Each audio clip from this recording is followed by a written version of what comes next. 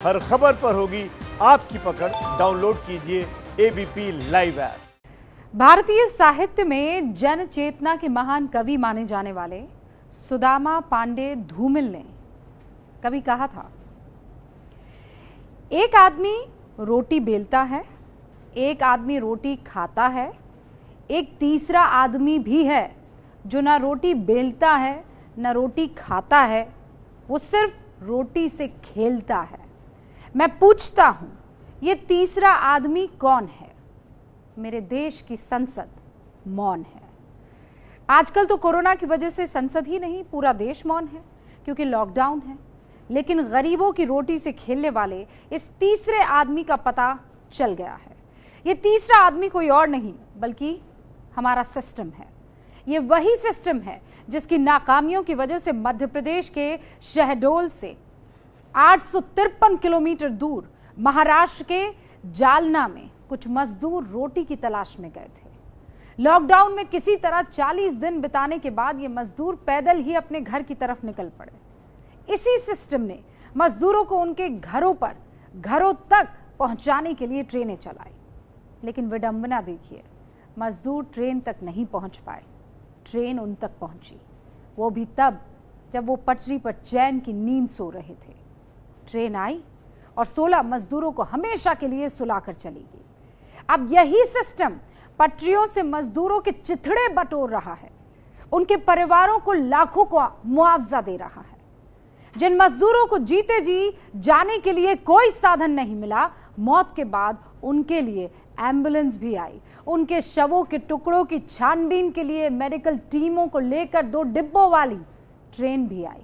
और सबसे बड़ी बात, अब इन मजदूरों के शवों को जो टुकड़े टुकड़े में हैं, बटोर कर एक विशेष ट्रेन से मध्य प्रदेश भेजा जाएगा। ये विडंबना नहीं तो क्या है? इसीलिए हम कह रहे हैं कि मजदूरों की रोटियों से खेलने वाला कोई और नहीं है, हमारा सिस्टम ही है। पूरी रिपोर्ट से पहले 5 हेडलाइंस देखिए। महाराष्ट्र के औरंगाबाद में रेलवे ट्रैक पर मालगाड़ी से कटकर 16 मजदूरों की मौत हो गई। मध्य प्रदेश के शहडोल और उमरिया के रहने वाले थे ये मजदूर। महाराष्ट्र के जालना में फैक्ट्री में काम करते थे। लॉकडाउन की वजह से बेरोजगार हो गए थे। पैदल ही ट्रेन पकड़ने भूसावल स्टेशन के लिए निकल पड़े थे। मध्य प्रदेश के मुख्यमंत्री शिवराज सिंह ने कहा, भारी पीड़ा में हूं। मृतकों के परिवारों को 5-5 लाख की सरकारी सहायता दी। महाराष्ट्र के मुख्यमंत्री उद्धव ठाकरे ने भी दुख जताया, कहा मजदूरों के साथ हैं, संयम बनाए रखे। प्रवासी मजदूरों के घर जाने के लिए मेडिकल सर्टिफिकेट बनाने का नियम महाराष्ट्र सरकार ने हटाया। अब यात्रा के समय करवाया जाएगा टेस्ट।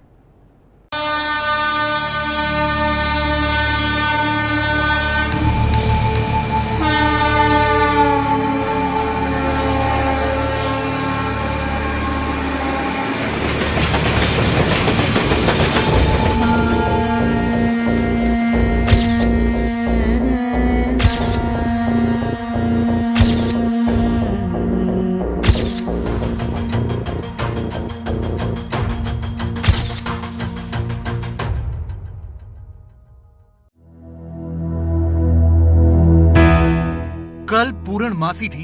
ये पूरा चांद कईयों के लिए सोशल मीडिया पर फोटो पोस्ट करने का बहाना रहा होगा। कुछ ने चांदनी रात में हसीन सपने देखे होंगे, लेकिन महाराष्ट्र के जालना से चले 20 मजदूरों के लिए ये चांद रात में पैदल चलने का सहारा था। इसी चांद के सहारे वो पैदल पैदल रेल की पटरी के किनारे किनारे चल रहे थे, कुछ ऐसे ही। 40 किलोमीटर पैदल चलने के बाद औरंगाबाद पहुंचने वाले थे। थककर चूर हो गए तो पटरी के ऊपर ही सो गए। बगल में चांद भी था, रोटियां भी थी, सुकून भी था कि अब घर जा रहे हैं। कुछ ने अपने बच्चों के, अपने परिवार वालों के सपने भी देखे होंगे, लेकिन इन सपनों पर मौत की चादर डालकर ये मजदूर सो गए। और फिर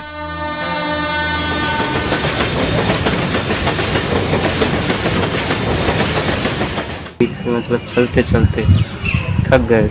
हाँ, इसके बाद तक जैसे पानी प्यास भी लगे, पानी पीने लगे। पानी पीने के बाद फिर थोड़ी देर आराम करने के लिए बैठ गए। हाँ, तो थोड़ा जुम आ गया, मतलब आँख लग गई। हाँ, तो उधर से 25 ट्रेन आ गए और मार दिया। औरंगाबाद में हुए हादसे की पूरी कहानी बस इस एक तस्वीर में देख लीजिए। इस एक रोटी के लिए ये मजदूर मध्य प्रदेश के शहडोल से 853 किलोमीटर दूर महाराष्ट्र के जालना आए थे। विडंबना देखिए कि जिस रोटी को कमाने के लिए वो इतनी दूर आए, उसी रोटी के लिए वापस घर जा रहे थे और अंत में वही रोटी नसीब नहीं हुई।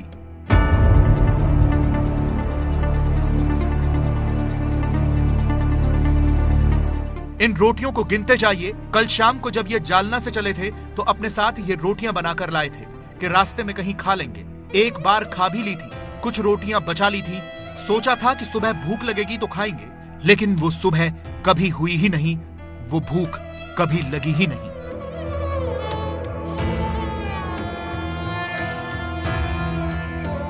रास्ते में उसी जगह पहली बार रुके थे कि या बीच में कहीं रुके थे? और बीच में और रुके थे।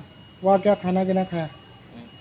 हाँ, एक रोटी खाए थे और बाकी रोटी रख लिए थे कि खाना मिले या ना मिले, तो बना के रख लिए। इन मजदूरों को औरंगाबाद से करीब 150 किलोमीटर दूर भुसावल जाना था। ये पता चला था कि वहां से गांव जाने के लिए ट्रेन मिलेगी, लेकिन उनका भोलापन देखिए। इन अनजान बेचारों को बस ये पता था कि लॉकडाउन में पैसेंजर ट्रेन नहीं चल रही। उन्हें ये अंदाजा ही नहीं था कि लॉकडाउन में मालगाड़ी चल रही है। अगर ये पता होता तो ये रेल की पटरी का बिछौना बनाकर ऐसे हमेशा हमेशा के लिए सोते नहीं।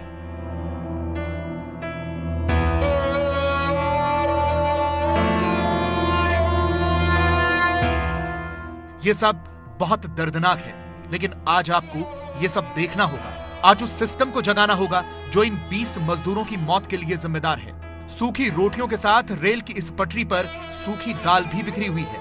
इन सूखे हुए दाल के दानों को पहचानिए। विडंबना देखिए, कोरोना ने सैनिटाइजर की मजदूरों से पहचान कराई। कोरोना ने ही काम बंद कराया तो रोटी के लाले पड़े, मजदूर अपने घरों को निकले और जब मरे तो पीछे ये सैनिटाइजर और रोटी छूट गई।